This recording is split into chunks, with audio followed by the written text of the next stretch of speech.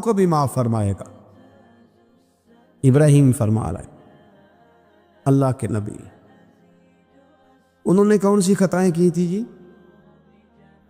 ساری زندگی اللہ کی راہ میں جہاد کرتے گزر گئی، پھر بھی ڈر کے دعا مانگتے ہیں۔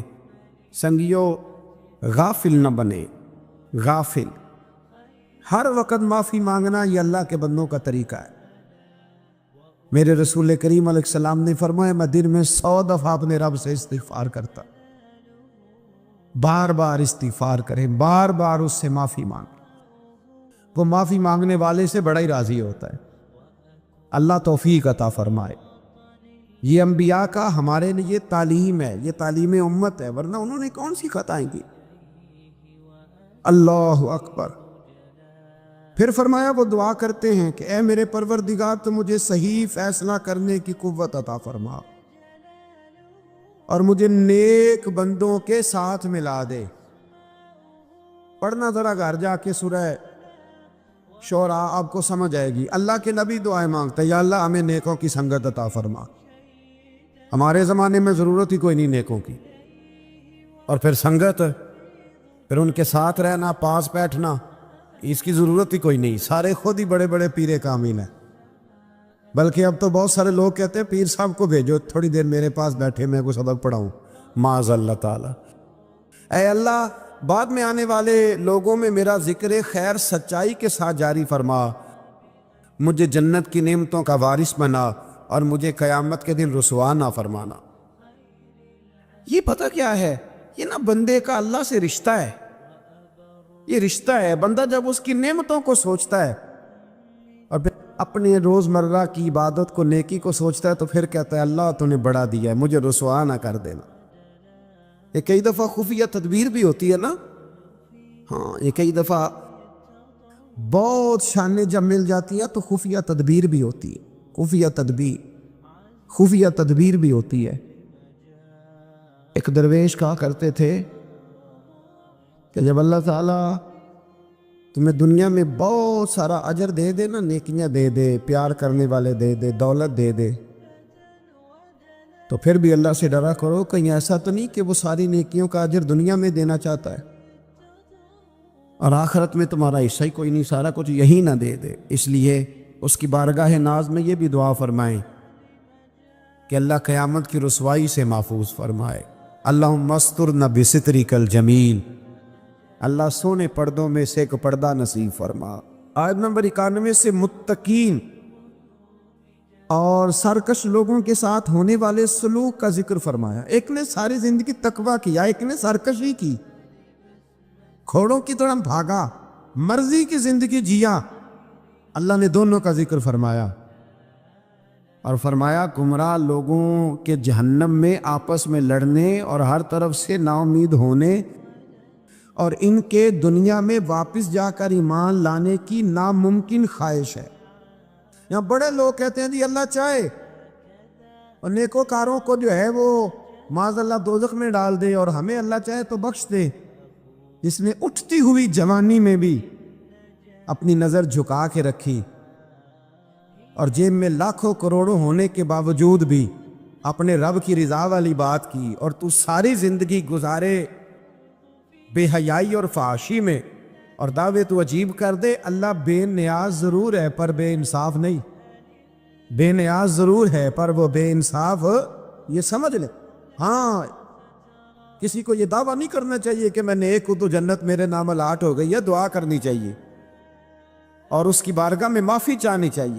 لیکن یہ جو گناہگار پھر دلیروں جیسی باتیں کرتے ہیں نا، اس کا تو معاملہ یہ ہے کہ ایک گناہگار اوپر سے سینہ زور، یہ ظلم ہے، یہ جبر ہے، اس سے بچیں۔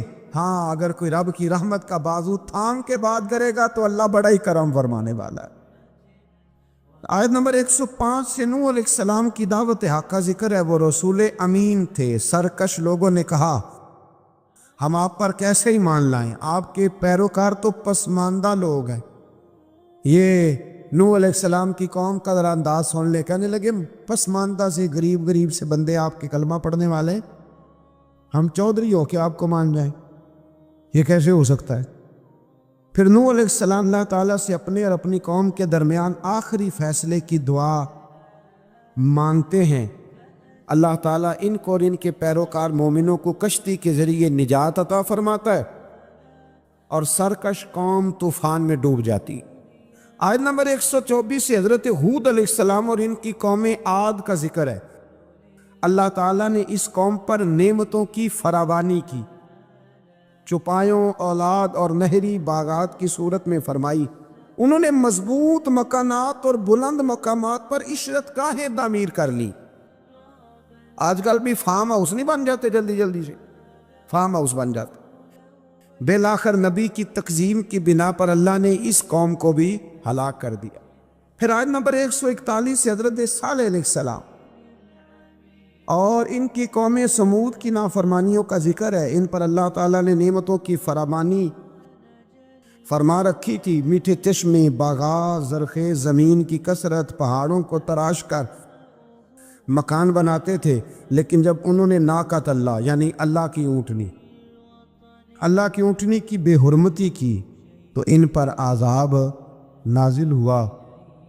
تو جب ناقۃ اللہ کی بے ادبی کرے، اللہ کی اونٹنی کی، اس پر عذاب نازل ہوتا ہے، تو جو رسول اللہ کی بے ادبی کرے اور جو اولیاء اللہ کی معاذ اللہ بے ادبی کرے، اس کا کیا حال ہوگا؟ اللہ تعالیٰ ہدایت کا رستہ نصیب فرمائے۔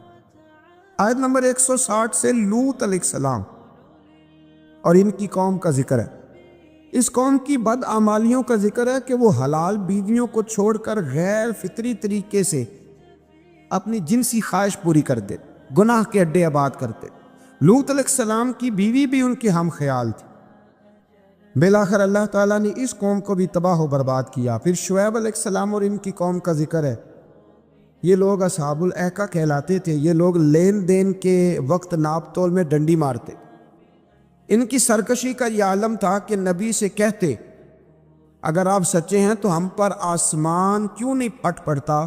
پھر اس قوم پر بھی عذاب نازل ہوا اور وہ تباہ و برباد کر دیے گئے۔ لوط علیہ السلام کی بیوی بھی ساتھ رہتی تھی، لیکن کافروں کی ہم خیال تھی، اور نوح علیہ السلام کا بیٹا بھی اور ان کے گھر والے بھی کچھ اسی طرح کے تھے۔ ایک بات ذہن میں رکھیں، دو بھائی اکٹھے رہتے ہیں، دونوں نے اپنی اپنی قبر میں جانا ہے۔ کسی گھر کا ایک فرد اگر غلط ہوگا تو اس سے مراد وہ پورا خاندان نہیں ہوگا۔ اس لیے قرآن مجید نے کہا ہے کہ کوئی قیامت میں ایک دوسرے کا بوجھ نہیں اٹھائے گا، سارے اپنا اپنا ہی اٹھائیں گے۔ آیت نمبر 192 میں بتایا کہ قرآن اللہ کا کلام ہے، جسے واضح عربی زبان میں جبریل امین نے محمد الرسول اللہ صلی اللہ علیہ وسلم کے قلب پاک پر نازل کیا۔ قرآن کے لفظ ہے نزل علی قلبک، محبوب ہم نے آپ کے دل پر اسے نازل فرمایا۔ یہ بڑی کمال کی بات ہے، محبوب ہم نے آپ کے کلام اللہ کا اور حضور کے، یعنی محبوب اور محب کی جو باتیں ہوتی ہیں نا، وہ اگر جملوں میں بھی ہوں تو جا کے ٹکراتی سیدھی دل کے ساتھ ہے۔ ان آیات میں یہ بھی بتایا کہ جن قوموں کا نام و نشان مٹا دیا گیا، اللہ تعالیٰ نے اتمام حجت کے لیے ان کے پاس رسول بھیجے۔ وہ کہے نہ کہ کوئی ڈرانے والا نہیں آیا۔ قرآن مجید کا مطالعہ کرنے والوں کے لیے غور و فکر کا مقام ہے کہ جن بدعمالیوں کے سبب پچھلی امتوں کا نام و نشان مٹا دیا گیا، آج وہ ساری خرابیاں اس امت میں بھی جمع ہو چکی ہیں۔ وہ سارے گناہ لوط علیہ السلام کی قوم جو کام کرتی تھی وہ آج یہاں نہیں ہو رہا، وہ یہاں نہیں ہو رہا۔ اللہ تبارک و تعالیٰ معاف فرمائے۔ لوگ سمجھتے ہیں کہ شاید رب کریم مسجدوں میں تو دیکھتا ہے، معاذ اللہ تو ہوٹلوں کے بند کمروں میں وہ نہیں دیکھتا، اور ہماری خوابگاہوں میں اور فارم ہاؤس میں اور وہ دور دراز دیہاتوں میں جو ہم نے کوٹھیاں تعمیر کی ہیں، اس کے اندر جو ہم گل غبارے کرتے ہیں تو انہیں نہیں دیکھتا۔ وہ سارے کام جو لوط علیہ السلام کی قوم کرتی تھی، جو نوح علیہ السلام کی قوم کرتی تھی، وہی مذاق جو حضرت نوح کی قوم کرتی تھی نا، کہ یہ چند ماڑے ماڑے لوگ آپ کے ساتھ ہیں۔ بہت سارے میں نے بڈیروں کو آج علماء اور مشائخ کا اس طرح مذاق اڑاتے دیکھا ہے، یہ چار بندے چھوٹے چھوٹے آپ کے ساتھ ہیں۔ بھائی نہیں وہی جملہ جو نوح کی قوم کہا کرتی تھی، لیکن پھر بچے تو وہی ماڑے ماڑے نا۔ پھر بچے نہ وہ ماڑے ماڑے کے، تو کدھر گئے وہ اونچی کلگیوں والے؟ انسان جب بات کرتا ہے تو بغیر سوچے سمجھے کرتا ہے۔ لوط علیہ السلام کی قوم کی خرابیاں، پھر حضرت نوح کی قوم کی خرابیاں، پھر حضرت شعیب کی قوم اگر ناپ تول میں ڈنڈی مارتی تھی تو آج کیا کچھ نہیں ہوتا، دوائیوں تک میں ملاوٹ ہوتی۔ بس ایک ہی بات ہے، چہرے اس لیے نہیں بدلتے کہ اس زمین پر گنبد خضرا موجود ہے، رسول اللہ صلی اللہ علیہ وسلم کا ساتھ موجود ہے۔ بس اللہ تعالی ہمیں رسول پاک کی نسبت کاملہ عطا فرمائے۔ آیت نمبر 218 میں فرمایا کہ اے رسول مکرم صلی اللہ علیہ وسلم، اللہ تعالیٰ عبادت کے وقت آپ کے قیام اور عبادت گزاروں کے درمیان آپ کے سجدوں کو دیکھ رہا ہوتا ہے۔ محبوب تیرے سجدے مجھے بڑے ہی پیارے ہیں۔ جب تو صفوں کے بیچ نمازیں پڑھتا ہے نا تو میں وہاں تجھے دیکھتا رہتا۔ جب انسان سجدہ کرتا ہے تو رب بڑا ہی راضی ہوتا ہے۔ اس لیے حضور نے فرمایا جب تم ایک سجدہ کرتے ہو تو اللہ کی بارگاہ میں تمہارا ایک درجہ بلند کر دیا جاتا ہے۔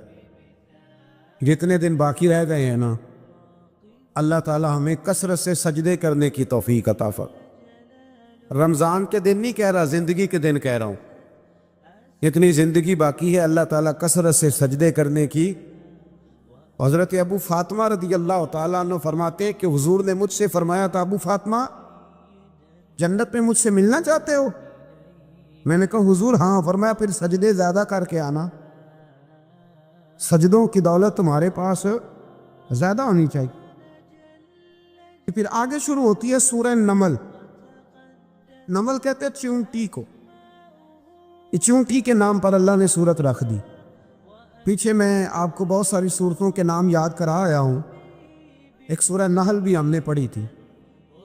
تو اللہ تبارک و تعالیٰ نے اس سورت میں قرآن کریم کی حقانیت، مومنین کی صفات، مختلف انبیاء کے احوال، اللہ تعالیٰ کی توحید پر دلائل، قیامت کی ہولناکیاں اور حیات بعد الموت کا ذکر فرمایا۔ اس سورت کی ابتدائی آیات میں ایک بار پھر حضرت موسیٰ علیہ السلام کے احوال اور معجزات کا بیان ہے۔ آیت نمبر 16 سے سلیمان علیہ السلام کا ذکر ہے۔ وہ داؤد علیہ السلام کے وارث تھے، بیٹے تھے، اور انہیں پرندوں کی بولیاں سکھائی گئیں۔ جنات اور انسانوں کے لشکر کا ایک فوجی ڈسپلن کے ساتھ ان کے پاس حاضر رہتے تھے۔ وہ جو ان کا لشکر تھا نا، اس میں انسان بھی تھے، جن بھی تھے، اور اس کے اندر پرندے بھی تھے۔ یہ ان کا لشکر تھا، وہ ہمیشہ ان کے پاس رہتے تھے۔ حضرت سلیمان علیہ السلام گزر رہے تھے تو ایک مقام سے آپ گزرے جہاں چیونٹیاں بڑی کثرت کے ساتھ تھی۔ تو ایک چیونٹی جو ان چیونٹیوں کی سردار تھی، ان چیونٹیوں کی بڑی تھی، اور مفسرین کرام نے یہ بھی لکھا ہے کہ وہ تھی بھی ایک آنکھ اس کی کوئی نہیں تھی، ایک ٹانگ اس کی کوئی نہیں تھی، لیکن اس حال میں بھی وہ چیونٹی جو تھی وہ چیونٹیوں کی قیادت کر رہی تھی۔ تو حضرت سیدنا سلیمان علیہ السلام کا لشکر جب وہاں سے گزرا تو وہ کہنے لگی یا ایھا النمل ادخلوا مساکنکم، کہنے لگی چیونٹیوں اپنے بلوں میں گھس جاؤ، کہیں ایسا نہ ہو کہ سلیمان علیہ السلام کا لشکر پے دہانی میں، سلیمان کا لشکر توجہ نہ کرے اور تمہیں پاؤں کے نیچے مسل دے، لہذا اس طرح کرو کہ تم اپنے اپنے بلوں میں گھس جاؤ۔ حضرت سلیمان ابھی 3 میل دور تھے، تمام مفسرین نے لکھا ہے 3 میل دور تھے، تو وہاں سے چیونٹی بولی تو قرآن کہتا ہے کہ حضرت سلیمان اس کی بات سن کے ہنس پڑے، فتبسم ضاحکا، آپ اس کی بات سن کے ہنس پڑے کہ دیکھو یہ چیونٹی کیا کہہ رہی ہے، ذرا غور کرنا بات پر کہ حضرت سلیمان 3 میل دور فاصلے پر چیونٹی کی بات بھی سن لیتے۔ مولوی نے قرآن کی آیت پکی یاد کر لی، انا بشر مثلکم، کہتا ہے حضور نے کہا میں تمہاری طرح کا بشر ہوں، نبی ہماری طرح ہوتے ہیں جی۔ تو وہ تو 3 میل دور چیونٹی کی آواز سن لیتے تھے، اس کے کان میں چیونٹی رکھو بلا، اسے کہو کہ بتا بلا کیا کہتی ہے، کچھ بتائے گا، پھر دوڑ لگا دے گا، شاید کان میں رکھو اس کو بتا چونٹی کیا کہتی. اور اگر یہ لفظ نہ ہوتے قرآن کے کہ جب انہوں نے سنا تو ہنس پڑے، یہ جملے نہ ہوتے تو شاید اس کو بھی نہ مانتے. لیکن حضرت سلیمان نے سنی چونٹی کی بات اور اب اگلی بات کہنے لگا ہوں. بڑے خوبصورت لفظ لکھے ہیں مفسرین نے، فرماتے ہیں دیکھو ایک چونٹی نے ایک جملہ بول کے اپنے قبیلے کی خیر خواہی کی تو رب نے اس کا جملہ بھی قرآن میں بیان فرما دیا. تو جو ساری زندگی لوگوں کو جملے بول بول کے کہے رب رسول کی طرف آ جاؤ تو اللہ قیامت میں اس کی بات کو قائم نہیں فرمائے گا. جو بھی کسی کی خیر خواہی کرے وہ ایک جملہ بول کے کرے اور ہو بھی چونٹی، تو اگر اللہ اس کا ذکر قرآن میں باقی رکھتا ہے تو میں اور آپ اگر کسی کی خیر خواہی کریں گے تو انشاءاللہ ذکر باقی رہے گا. شرط یہ ہے کہ کریں خیر خواہی کرو، کسی کی ایک جملہ بول کے بھی کرو، چونٹی بھی ہو تو اللہ قرآن میں ذکر باقی فرما دیتا ہے. تو اللہ تبارک و تعالیٰ نے اس بات کا ذکر قرآن مجید میں فرمایا. اس پر کئی کچھ لکھا ہے. اسی طرح سے ایک بات اور لکھی ہے ہمارے مفسرین نے کہ حضرت سلیمان ایک دن اسی طرح نکلے، قحط پڑ گیا تھا، بارش نہیں ہوتی تھی، تو حضرت سلیمان باہر میدان میں نکلے دعا کرنے کے لیے، خشک سالی تھی. تو جب آپ گئے تو ایک چونٹی اپنے پر پھیلا کے دعا مانگ رہی تھی. تو رب کریم نے فرمایا سلیمان آپ واپس چلے جائیں، بارش آ جائے گی پر آئے گی چونٹی کی دعا پہ. تو حضرت سلیمان نے عرض کی مولا میں بھی تو اتنا لشکر لے کے آیا ہوں نا، تو چلو ہمیں بھی دعا کر لینے دے، تو چونٹی کی دعا پہ برسا دینا پر دعا کر لینے دے. فرمایا نہیں آپ واپس جائیں، دعا نہ مانگے. یا اللہ کیوں؟ فرمایا چونٹی کا دل ٹوٹ جائے گا، وہ تو کہے گی کہ یہ سلیمان کی لشکر دعا پہ پھر بارش آئی ہے. تو آپ نہ کریں تاکہ اس کے دل میں یہ بات رہے کہ نہیں میرے رب نے میری دعا پہ بارش فرمائی. آپ جائیں، آج بارش آئے گی پر آئے گی چونٹی کی دعا پہ. تو جو چونٹی بارش کی دعا کرے قوم کے لیے، اللہ اگر اس کا ذکر قائم رکھتا ہے تو جو اپنی قوم کے لیے ہدایت کی دعا کرے. اور کبھی کبھی گردن جھکا کے دیکھا کرو کہ دل میں رسول اللہ کی امت کا درد کتنا. اگر کہیں حضور کی امت کا درد ہے تو پھر انشاءاللہ ذکر قیامت تک باقی رہے گا. پھر انشاءاللہ قیامت تک آنے والی نسلیں بھی آپ کا ذکر کرے گی اگر حضور کی امت کا درد سینے میں موجود ہے. اسی طرح سے پھر حضرت سلیمان کے لشکر میں نا ایک ہدہد نامی پرندہ بھی تھا، لشکر کا کارکن تھا پرندہ. ہدہد غائب تھا تو حضرت سلیمان کہنے لگا کدھر گیا وہ ہدہد؟ نظر نہ آج آیا، سخت سزا دوں گا. یہاں تو کوئی اچھی خبر لائے گا، کیونکہ وہ ہدہد پرندہ جاتا تھا تو خبریں لا کے دیتا تھا، ورنہ سزا دوں گا. اتنی دیر میں ہدہد بھی آ گیا. تو یہ پرندے جو کارکن ہوتے ہیں بڑے سیانے ہوتے ہیں، کبھی بندہ ناراض ہو تو صحیح خبریں لے آتے. تو صحیح خبر لے کے آ گیا. آتے ہی آ کے بیٹھا تو اس نے حضرت سلیمان علیہ السلام نے کہا کہاں تھے؟ عرض کرنے لگا حضور میں ملک سبا گیا تھا، وہاں ایک عورت حکمرانی کرتی، اس کا نام بلقیس ہے، بہت بڑے تخت پہ بیٹھتی ہے.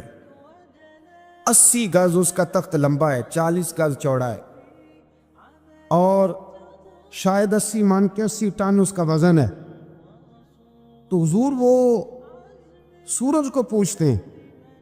حضرت سلیمان نے فوراً خط لکھا، فرمایا جا کے اسے میرا خط دے دو کہ یہاں تو کلمہ پڑھ کے ہماری فرما بردار بن جائے، ورنہ تیار ہو جائے. جو اللہ کے غیر کو پوچھتے ہیں ہم ان کے خلاف جنگ کریں گے.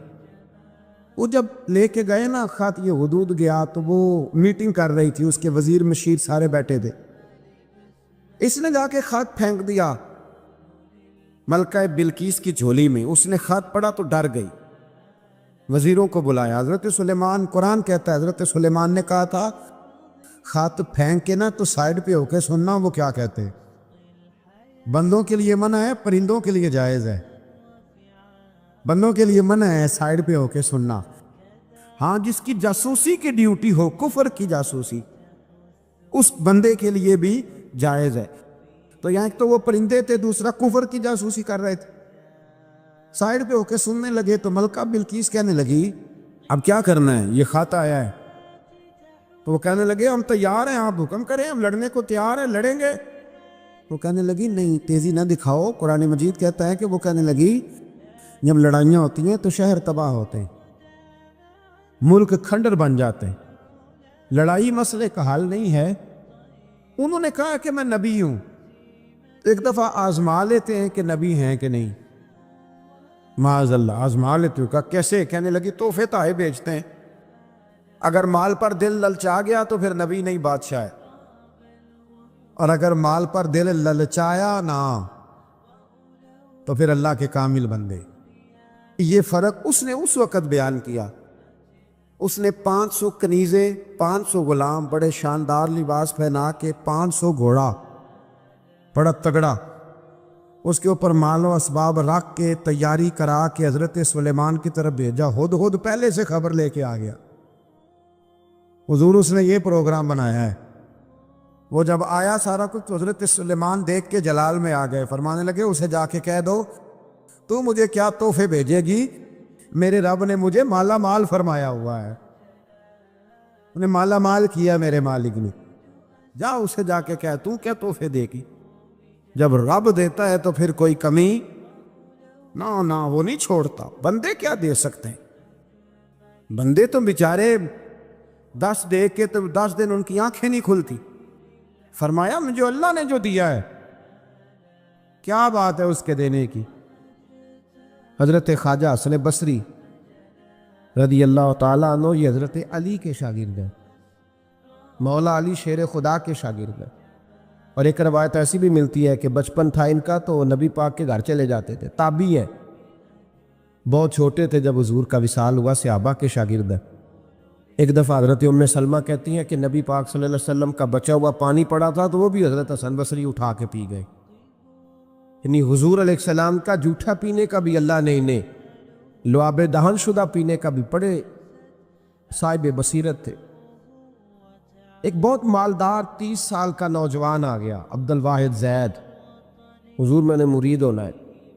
آپ نے فرمایا تو میرا بھائی بن جا، مجھ سے دین سیکھ، مرید ہو کے کیا کرے گا؟ کہنے لگا حضور میں باریکی تک پہنچ گیا ہوں، بھائی تو شریک ہوتے ہیں، تو مجھے بھائی نہ بنائے، مجھے غلام بنائے، تابع داری وہی کر سکتا ہے جو غلامی کرے، بھائی تو شریک ہوتے ہیں، وہ تو مقابلہ کرتے ہیں، غلام بنائے۔ حضرت حسن بصری، حضرت عبد الواحد بن زید رحمۃ اللہ علیہ فرماتے ہیں میں کروڑ پتی تھا، ہیرے جواہرات کا ٹھکانہ ہی نہیں تھا۔ تو حضرت حسن بصری رحمۃ اللہ علیہ فرمانے لگے تیرا میرا سٹیٹس ایک نہیں، تو میرا غلام کیسے بنے گا؟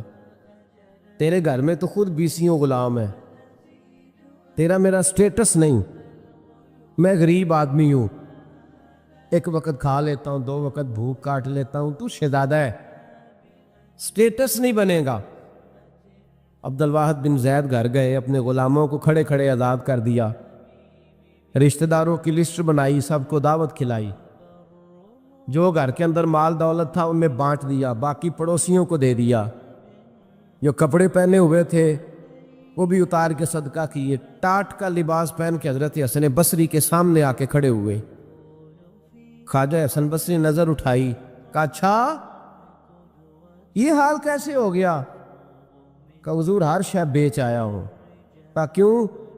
فرمانے لگے آپ نے کہا تھا تیرا میرا سٹیٹس نہیں، اب تو ایک ہو گیا ہے نا، اب تو سٹیٹس ایک ہو گیا نا، اب غلامی ملے گی؟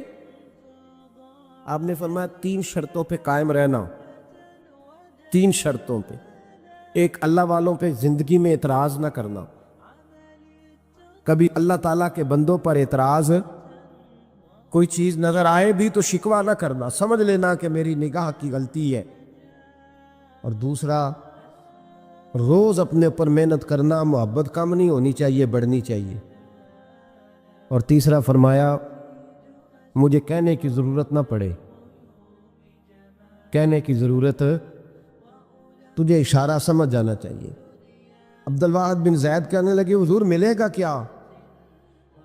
آپ فرمانے لگے یہ تیرا مطالبہ بھی غلط ہے، وہ تو بعد کی بات ہے، ملتا کیا ہے؟ غلامی میں آ گئے۔ فرماتے ہیں 30 سال نوکری کی حضرت کی، 30 سال۔ لوگ کہنے لگے بابا پھر ملا کیا؟ فرمانے لگے تم نے بھی مطالبہ غلط کیا ہے، یہی تو میں کر بیٹھا تھا۔ کہا ملا کیا؟ آپ فرمانے لگے میرا اس وقت حال یہ ہے کہ لوگ دعا کر کے رب سے لیتے ہیں، میں دعا نہیں کرتا، ابھی میں سوچتا بھی پورا نہیں، میرا رب وہ چیز پہلے مجھے عطا فرما دیتا ہے۔ اور بغداد کے لوگ کہتے ہیں بغداد میں قحط پڑ گیا، بارش نہیں ہوتی تھی، بارش نہیں ہوتی تھی۔ کٹھے ہو کے سارے گئے، آپ بغداد آئے ہوئے تھے، کٹھے ہو کے لوگ گئے، کہا حضور بارش نہیں ہوتی، مہربانی فرمائیں۔ تو کہتے ہیں لوگ آ کے بیٹھے ہیں میرے پاس، بارش کی دعا کر دیں۔ حضرت عبد الواحد بن زید کہنے لگے اے اللہ، تجھے پتہ ہے یہ میرے دروازے تک آ گئے، پہنچ گئے، ابھی تک بارش نہیں آئی، اور لفظ پتہ کیا ہے؟ کہنے لگے تجھے واسطہ میری اس عقیدت کا جو مجھے حضرت حسن بصری کے ساتھ ہے، اس عقیدت کا واسطہ، مجھے رسوا نہ کر۔ انہیں بھیجا کیوں تھا اگر برسانی نہیں تھی؟ دعا دیکھیں، محبت کے رنگ میں دعا ہو رہی ہے، واسطہ بھی محبت کا دیا جا رہا ہے۔ بغداد کے لوگ کہتے ہیں بس حضرت کے جملے بھی پورے نہیں ہوئے، رب کریم نے بارش عطا فرما دی، جملے بھی پورے نہیں ہوئے، اللہ نے بارش دے دی۔ محبت، پیار، سال میں ایک دفعہ حج ہوتا ہے، اور میرے نبی پاک علیہ السلام نے فرمایا تو خوش ہو کے محبت سے ماں باپ کا چہرہ دیکھ، اللہ کامل حج کا ثواب عطا کرے گا۔ یا رسول اللہ اگر 100 دفعہ دیکھوں تو فرمایا 100 دفعہ حج کا ثواب۔ تو سال کے بعد حج ہو تو اگر دن میں 100 دفعہ ہو جائے تو زیارت افضل ہوئی کہ عبادت افضل ہوئی؟ نبی پاک صلی اللہ علیہ وسلم نے فرمایا النظر الی وجہ العالم عبادہ، اگر تو کسی عالم کے چہرے کو دیکھتا بھی رہے تو رب تجھے اپنی عبادت کا درجہ عطا فرمائے گا۔ تو کر تو آپ زیارت رہے ہیں، ثواب کس بات کا مل رہا ہے؟ تو یاد رکھ لیں محبت میں کمزوری نہیں ہونی چاہیے، محبت جس کی کمزور ہو گئی ختم ہو گئی۔ ایک منٹ کے لیے بھی اپنے اوپر یہ یاد رکھیں، وہ کہا تھا حضرت سلطان بہو نے جو دم غافل سو دم کافر۔ یاد رکھیں عقیدتوں میں جب لچک آتی ہے نا، جب کمزوری پیدا ہونے لگتی ہے، کمزوری، پھر رشتے سہاروں کے محتاج ہونے لگ جاتے ہیں، پھر رشتے سہاروں کے محتاج ہوتے ہیں، پھر گفتگو کے محتاج ہوتے ہیں، سمجھانے کے محتاج ہوتے ہیں، پھر توجہ دلانے کے، اور جب رشتے سہاروں کے محتاج ہوتے ہیں تو پھر رشتے بے ساکھیوں والے ہو جاتے ہیں اور لنگڑے ہو جاتے ہیں، پھر ان کا حسن ضائع ہو جاتا۔ اقبال نے کہا تھا نہ وہ حسن میں رہی شوخیاں، نہ وہ عشق میں رہی گرمیاں، نہ وہ غزنوی میں تڑپ رہی، نہ وہ خم ہے زلف ایاز میں۔ وہ کیفیت نہیں رہتی جس کو کہنا پڑا، بتانا پڑا، سمجھانا پڑا۔ اس نے تو بیساکھی مانگی ہے، بیساکھیاں نہ مانگیں، اپنی محبت کو دوام دیں، روز نئے سے نیا زاویہ۔ کسی نے حضرت ابو بکر صدیق رضی اللہ تعالیٰ عنہ کے بارے میں بڑا خوبصورت جملہ لکھا ہے، انہوں نے لکھا ہے قریب رہنے والے کی محبت کم ہوتی ہے۔ یار کتنا بندہ قریب رہ سکتا ہے، حد ہوتی ہے نا۔ کہنے لگے یہ عجیب شخص ہے، ہمیں عجیب نسخہ بتا گیا ہے۔ کہتے ہیں قریب رہنے سے محبت کم نہیں ہوتی، بلکہ محبت تو تب بڑھتی ہے کہ بندہ قبر میں بھی ساتھ اکٹھا ہو جائے، وہ جاتی دفعہ مزار کا بھی ساتھ لے کر اپنے اوپر رب رسول کی محبت کا رنگ چڑھائیں، اور اس رنگ پہ مضبوطی ڈالیں۔ اور کچا رنگ للاری والا جڑا چڑھدا لیندا رہندا، عشق تیرے دا رنگ محمد چڑھ جائے پھر نہیں لیندا، کام سارے ہی ہو جاتے ہیں۔ لیکن جو محبت ہے نا، ہمارے سلاسل طریقت میں 3 چیزیں ضروری ہیں، ایک محبت، دوسری عقیدت، تیسرا ادب۔ یہ 3 چیزیں جتنی پختہ ہوتی جاتی ہیں، فیض کے دروازے اتنی زیادہ کھلتے جاتے ہیں۔ فیض کس کو کہتے ہیں یہ بھی سن لیں۔ فیض کا مطلب یہ ہوتا ہے کہ میری طرف میرے پیر کی کتنی توجہ ہے، خدا کی کتنی توجہ ہے، اور محمد مصطفیٰ کی کتنی توجہ ہے صلی اللہ علیہ، میں کس قدر توجہ کرا پایا ہوں، ان کا کرم میری جانب کتنا ہے۔ محبت والے پہ توجہ کتنی ہے، محبت والے پہ۔ تمام صحابہ کو میرے نبی پاک صلی اللہ علیہ وسلم نے فرمایا فرمایا میرا ابو بکر اس طرح ہے کہ میں ابو بکر میں سے ہوں، ابو بکر مجھ سے ہے۔ عمر کو دیکھ کے شیطان رستہ بدل جاتا ہے، عثمان سے فرشتے حیا کرتے ہیں، جس کا میں مولا اس کے علی بھی مولا۔ فضیلت بیان کی، ان تمام صحابہ نے عمل کیے ہیں، بدر میں گئے، احد میں گئے، خندق میں گئے، حنین میں گئے، ان کے اعمال ہیں۔ حضرت اویس کرنی رضی اللہ تعالیٰ عنہ کا کوئی اس طرح کا عمل نہیں، نہ تبلیغ میں، نہ جہاد میں، نہ کسی اور جگہ۔ مجبوری بڑی تھی، یہ سارے عمل اس لیے۔ اب یہاں کوئی بندہ یہ ترجمہ نہ کر لے کہ جی عمل نہ کرو خالی محبت کرو، ان کی مجبوری تھی، ان کی والدہ علیل تھیں تو ان پر پابندی تھی حضور کے حکم کی، وہ آئے نہیں، لیکن محبت جوش پہ تھی تو محبوب نے باقیوں کا اجر بیان فرمایا۔ کرن کی طرف منہ کر کے حضور نے اپنے گریبان مبارک کے بٹن کھول لیے اور ٹھنڈی ٹھنڈی آہیں بھرنے لگے۔ یا رسول اللہ کیا ہوا؟ فرمایا ادھر میرا ایک دیوانہ رہتا ہے تو وہاں سے مجھے ٹھنڈی ہوائیں آتی ہیں۔ محبت کا اجر ہے، محبت کا اجر۔ جو عمل کرنے والے تھے ان کو حضور نے ثواب بتلایا ہے، ثواب بتلایا، پھر اس محبت کرنے والے کا اجر بیان کیا۔ اس کا یار اتنا اجر رکھ دیا، اتنا اجر رکھ دیا۔ جو محبت کرنے والے تھے ان کا اجر کیا بیان کیا؟ حضور نے فرمایا علی اور عمر میرا جبہ لے کر کے جائیں۔ حضرت عبد الرحمن ابن عوف جیسے لوگ جو عشرہ مبشرہ میں سے ہیں وہ منتیں کر رہے ہیں کہ حضور کا کرتا مل جائے، کرتا۔ یہاں لوگ بھاگ رہے ہیں کہ نبی پاک صلی اللہ علیہ وسلم کے وضو کے بچے ہوئے پانی کا تھوڑا سا حصہ مل جائے۔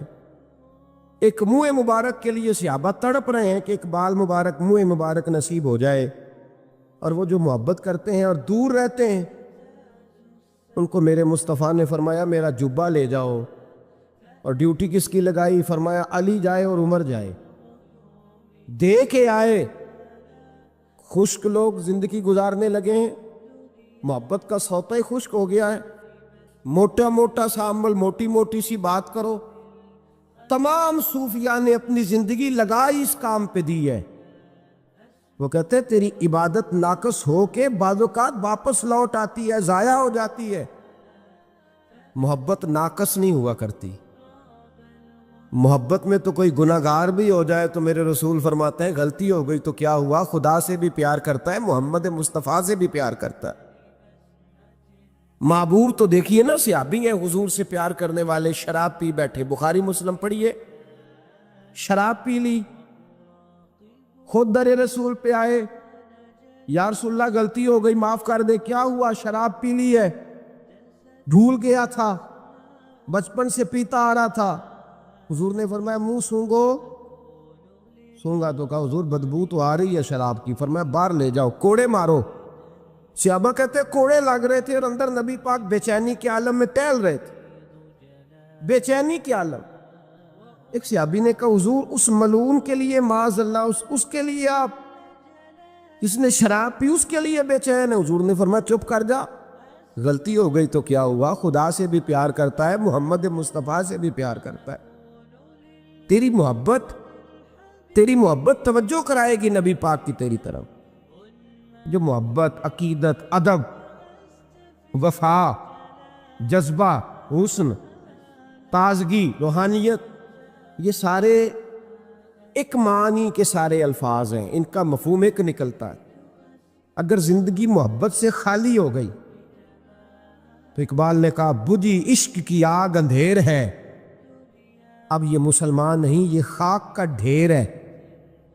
اقبال کہتے ہیں اب تو ڈھیر ہے، کسی وقت بھی کوئی ہوا آئے گی تجھے اڑا کے لے جائے گی۔ تیرے اندر طاقت اور وزن اتنی دیر رہے گا جتنی دیر رسول اللہ کا پیار تیرے دل میں زندہ رہے گا، جتنی دیر محبت تیرے دل میں۔ ہمارے صوفیاء نے پیار ہی تو سکھایا ہے، ہمارے صوفیاء نے محبت ہی تو سکھائی ہے، ہمارے اہل اللہ نے پیار ہی تو سکھایا ہے۔ اتنا پیار کہ حضرت امیر خسرو رو ہی پڑے۔ اور حضرت خواجہ نظام الدین رحمۃ اللہ علیہ سے کہنے لگے محبوبہ جنت میں تو پتہ نہیں کب جانا ہے، کس وقت کے بعد جانا ہے، میرا نہیں گزارا، تو اپنے رب سے دعا کر کہ مجھے اتنی گنجائش مل جائے کہ میں قبر میں بھی آپ کے ساتھ ہی دفن ہو جاؤں۔ پتہ نہیں کب قبریں کھلیں گی، کب دوبارہ رشتہ قائم ہوگا وہ والا۔ تو بھائی یہ جو پیار ہوتا ہے نا، یہ توانائی دیتا ہے، محبت جگا دیتی، محبت نکالتی ہے بندے کو دین کے لیے، محبت آگے بڑھاتی ہے اس کو خدمت کے لیے، محبت ہے جو وارفتگی کا جذبہ اختیار کرتی ہے۔ کہ جو لوگ کہتے ہیں نا کوئی عرض نہیں، اب ایک نیا رٹا نکل آیا، کہتے ہیں ساڈا ماں پیو ہی ساڈا پیر ہے۔ اب یہ بھی ایک فتویٰ عام ہو گیا، جب تک اماں ابو موجود ہیں ہمیں پیر پکڑنے کی ضرورت ہے۔ یہ بھی ایک فتویٰ ہے، بہت سارے لوگوں کا میں نے سنا ہے۔ خدا کے بندو، حضرت ابو بکر صدیق جیسا پیر گھر میں موجود تھا، پھر بھی ان کے بیٹے نے جا کے در رسول پہ ہاتھ رکھا ہے۔ حضرت سیدنا بایزید بستامی رحمۃ اللہ تعالیٰ علیہ جیسے جلیل القدر لوگوں نے اپنی اولادیں جا کے مرید کرائی ہیں۔ فاضل بریلوی رحمۃ اللہ علیہ سے بڑا پیر کون ہوگا؟ لیکن انہوں نے بھی اپنے بچے جا کے کہیں بیعت کرائے، اپنے گھر میں ہر شے موجود تھی، جو پیر تھے انہوں نے بھی کہا نہیں، روحانی تربیت کے لیے، دین سکھانے کے لیے ہم کافی نہیں، کہیں لے جانا پڑے گا، کہیں بٹھانا پڑے گا۔ یہاں لوگ اپنی مرضی کا فتویٰ گھڑتے ہیں۔ پیار، وارفتگی، خلوص، وفا کا رشتہ، محبت جب تک قائم نہیں ہوتی، اور محبت میں جب تک روز بروز اضافہ نہیں ہوتا، روز بروز جب تک یہ توانائی نہیں پکڑتی، سمجھ لیں کہ زندگی تنزل کا شکار ہے، آپ واپس آ رہے۔ اگر پیار کے ساتھ، محبت والے شخص کے ساتھ سفر کیا جائے نا، مجھے یاد ہے کہ لوگ کہتے ہیں اس آدمی کو ساتھ نہ لے، سفر مشکل ہو جائے، اور بعض کو فون کر کے کہتے ہیں کہ تو ساتھ چل، سفر آسان ہو جائے۔ تو اس کا مطلب ہے زندگی کا سفر اگر پیار والا سنگی ساتھ ہو تو آسانی سے گزرتا ہے، تو معرفت کا سفر بھی تب ہی آسانی سے گزرے گا، جنت کا سفر بھی تب ہی آسانی سے گزرے گا، قیامت میں بھی انسان تبھی آسانی سے گزرے گا جب اس کے دامن میں محبت ہوگی۔ محبت کو کبھی خشک نہ ہونے دے۔ ہمارے ہاں پیار ہوتا ہے، اور جب ہوتا ہے تو بڑا جذباتی ہوتا ہے، بڑا جذباتی، پھر آہستہ آہستہ اس پہ میل کچیل چڑھنے لگتی ہے، شیطان، دنیا، زمانہ اس پہ کچھ نہ کچھ گرد اڑانے لگتا ہے، پھر وہ آہستہ آہستہ گدلا ہوتا ہے، میلا ہوتا ہے۔ کئی دفعہ ایسا بھی ہوتا ہے کہ اگر تیز دھوپ میں بندہ رہے نا، چھاؤں میں نہ آئے، تو وہ خشک بھی ہو جاتا ہے، سارے کا سارا مٹ جاتا ہے۔ تو اس سے بچیں، اپنا پیار رب رسول کے ساتھ تازہ رکھیں۔